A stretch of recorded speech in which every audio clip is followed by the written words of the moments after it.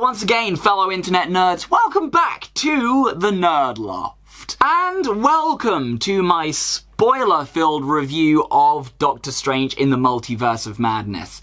Now, this video is going to get into a lot of the details of the film, so if you have not yet seen the film and do not want anything spoiled for you, this is your moment. Get out now, go now while you still can. That door, turn, run, now. If you have seen the film and are ready to talk about it, or you just really don't care about spoilers, then strap in, get your magic hands ready, get all of your Eyes of Agamotto and all of your arcane runes nice and prepared, because we are going to get into some deep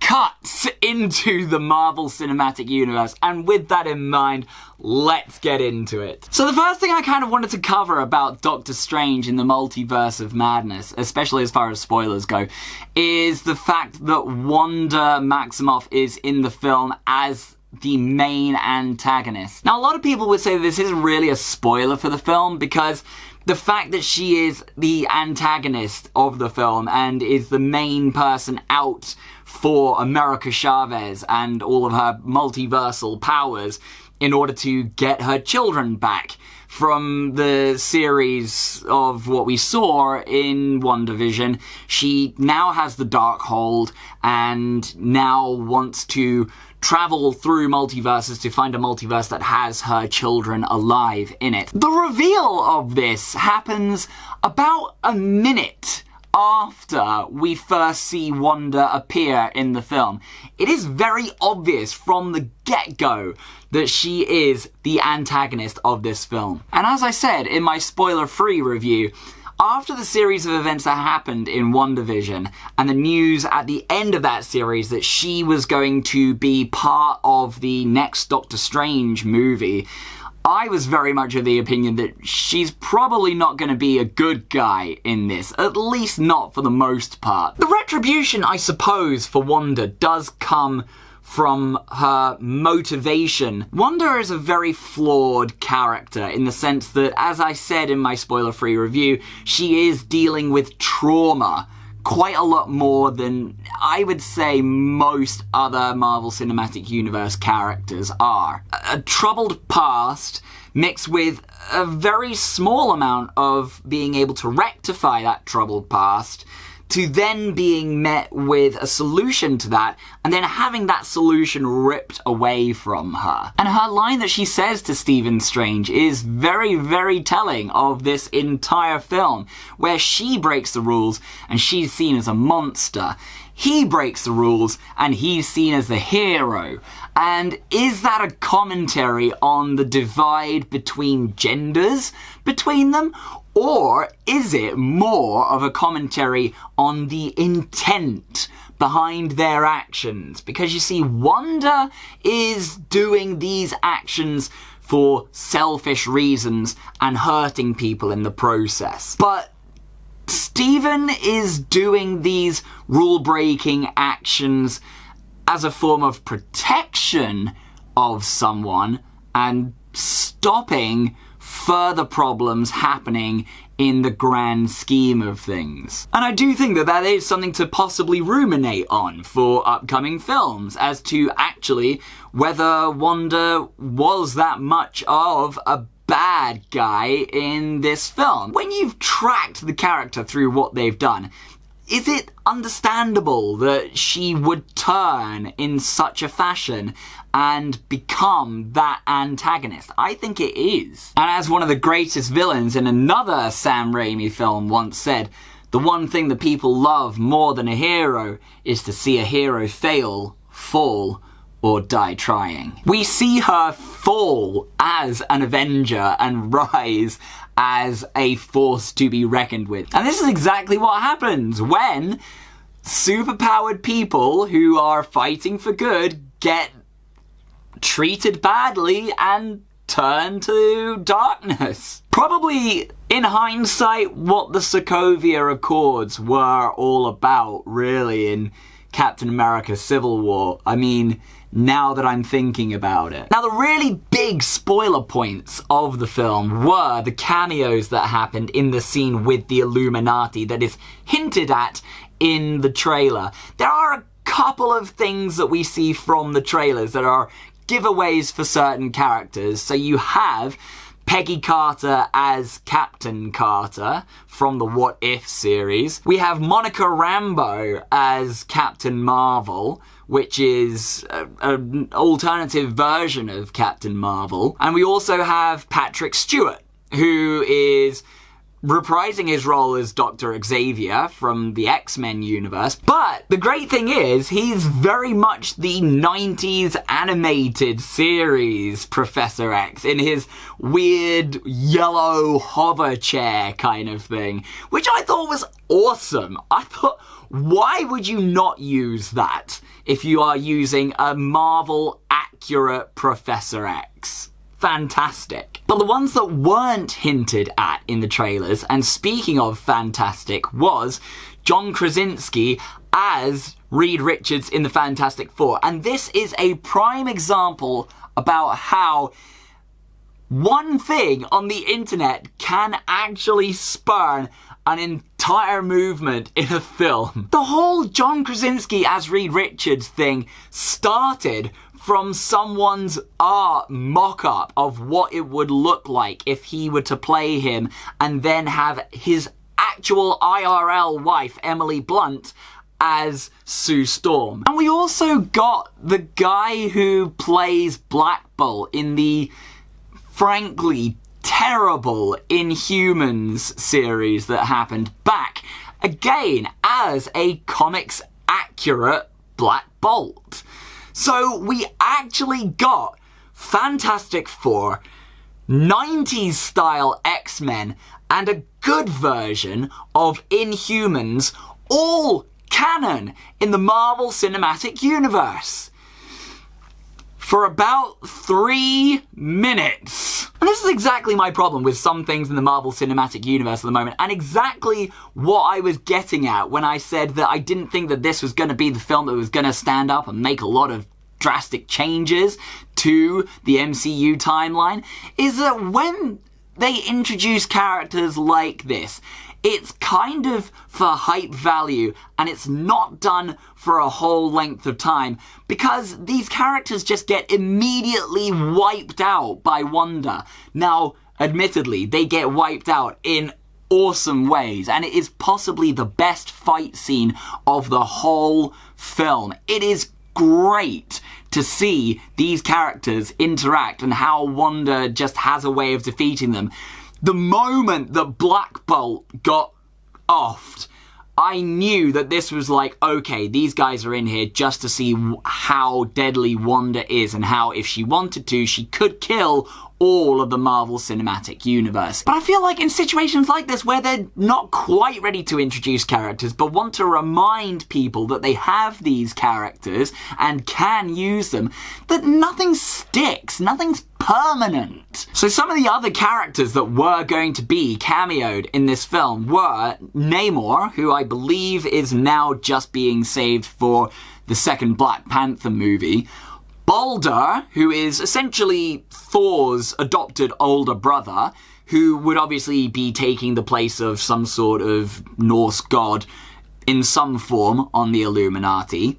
Michael Fassbender as Magneto, who obviously must just be in one of the multiverses as Wanda's father, who is still alive. Deadpool was going to make an appearance at one point and got written out because obviously they don't feel ready to introduce Deadpool yet. And Ghost Rider, because obviously Ghost Rider has had a lot of interaction with the Darkhold, which is essentially a demonic book portal to hell.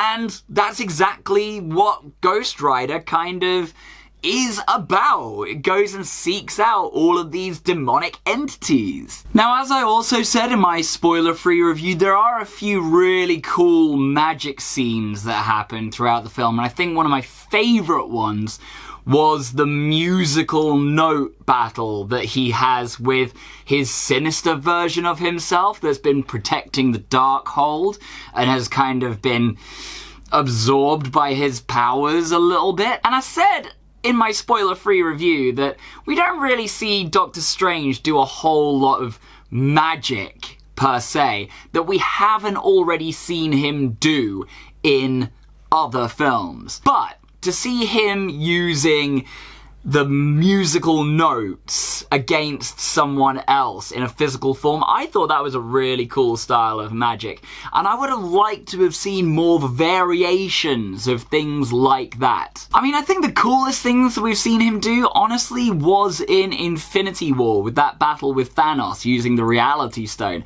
I thought that was awesome, and we kind of haven't seen him do a whole lot of stuff that's better than that since. Now, other than spoilers, I did want to talk a little bit about some theories that I have as far as where the future of Doctor Strange is going to take the Marvel Cinematic Universe. Now, one of these theories is that I think for Doctor Strange as a character going forward, I think that there's going to be a little bit of a change, of a shift in his dynamic as to kind of what he represents in the Marvel Cinematic Universe. There is a Doctor Strange arc in the comics called The Oath, which I do recommend people look up. And essentially it is him dealing with being essentially a walking portal to a demon dimension. So he's holding back all of this stuff from making its way, crawling out from the depths and all of these portals onto Earth, and no one is even the wiser about it.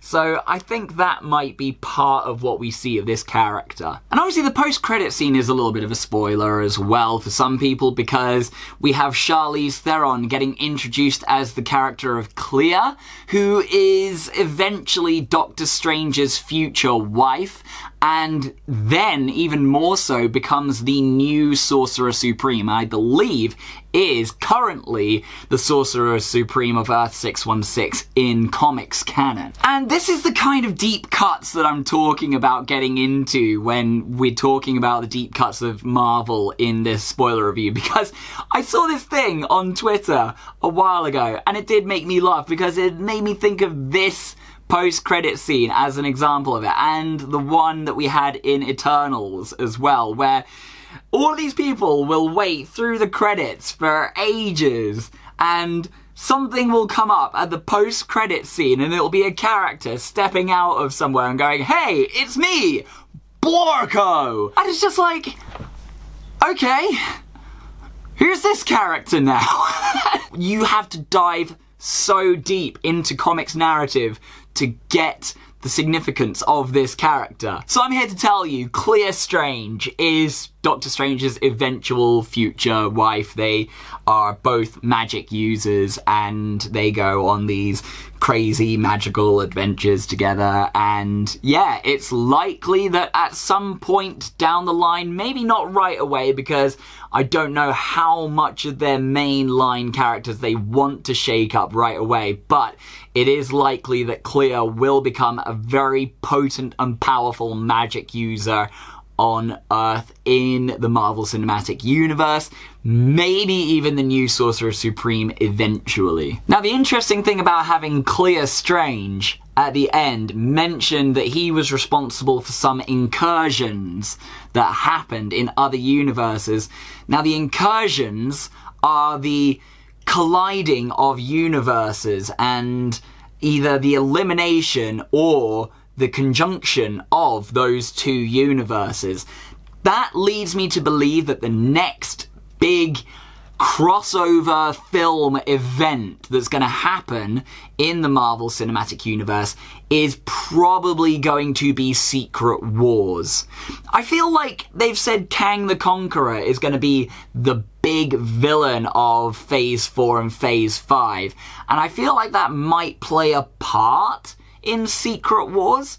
So even if they don't do Secret Wars right away and instead focus on Kang the Conqueror, or somehow combine the two and one is responsible for the other, I feel like when we do eventually get Secret Wars, that is going to be the big introduction of a lot of other properties that we now know Marvel own the rights to. So it will be all of the Fox properties, it will be all of the X-Men, it will be Deadpool coming into it, we're going to see other characters from other universes, we're probably going to see even more Spider-Verse stuff happening. That is going to be the film that is going to introduce all of these IPs that we thought we might get glimpses of in this film. So it's not going to be in a Doctor Strange film, but Doctor Strange is the lead-in to Secret Wars. But as we all know, this is Phase Wong at the moment in the Marvel Cinematic Universe, because Wong is just turning up in absolutely everything, and you know what? I'm here for it! I love Wong as a character, can't get enough of him, I want more of him. And for my last theory, and this is a hill that I am pretty much going to die on until the film comes out, I am pretty certain that they might introduce Fantastic Four in Ant-Man and the Wasp: Quantumania. Now, this is my reasoning behind it. The reason that we haven't seen the Fantastic Four in the Marvel Cinematic Universe so far, when they were essentially Marvel's first family and the first actual team of superheroes that Marvel had in the comics, is because they have been trapped in the quantum realm since the 60s. There is a very quick line that Doctor Strange had after Reed Richards got introduced in the Illuminati, where he said he's the leader of the Fantastic Four, and Doctor Strange said, "Didn't you chart in the 60s?" Now that might have been a throwaway line as a reference to the Beatles, or like a stupid band name of some kind. What if they actually were famous superheroes in the 60s? Reed Richards was doing work on the quantum realm and led a mission with the rest of the Fantastic Four into the quantum realm. They got shrunk down using Pym particles, another reason for Hank Pym to feel guilty about his inventions, and they have since then been stuck in the quantum realm, not aging the entire time. All of this time has passed, and they're gonna like Captain America it and come out from the quantum realm, and it's gonna be 60 years in the future, and there's gonna be all of this tech that Reed Richards gets to play around with and discover and get to grips with, and we're gonna see a kind of campy 60s style version of the Fantastic Four. I would 100% be down for that. I mean, it would definitely be a different style of Reed Richards to the one that John Krasinski played in this film, where he kind of played the straight-laced, stern know-it-all. But if they had like the campy Mr. Fantastic stretching superhero guy from the 60s, then that's a different kind of character altogether. Still John Krasinski, entirely different character though. As for the climax of the film, are we going to see Wanda again in the Marvel Cinematic Universe? I mean, I certainly hope so. Someone that is powerful enough to wipe out some of the most super-powered individuals in one universe in kind of one fell swoop, and take out Professor Xavier like it was absolutely nothing. Having a big building fall on them doesn't exactly seem like that's the way out that they're going to take. Now, admittedly, at the end, she did kind of have that redemption moment of realizing what she had done. And I feel like if we are going to see Wanda again, I think it's going to be in a very, very different capacity. I reckon that it's going to have to be that she has hidden herself away in a different universe for a little while, working on her magical abilities, and then comes back even stronger, having realized what she's done. I don't know that they're done with Wanda, but they might be done for now with Wanda. So that is my full spoiler review for Doctor Strange in the Multiverse of Madness, covering a lot of the things that I felt needed covering in a separate video. But what did you think of Doctor Strange in the Multiverse of Madness? What was your favourite cameo out of the film? What do you think is going to be the future for Doctor Strange?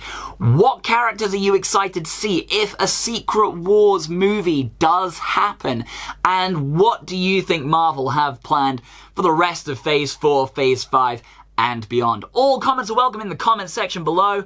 Let's talk nerdy. As I said in my spoiler-free review, we are still releasing episodes of Back to the Future, available across all podcast platforms. If you've enjoyed it, give it a 5-star rating. If you haven't listened to it yet, go ahead and download a few episodes.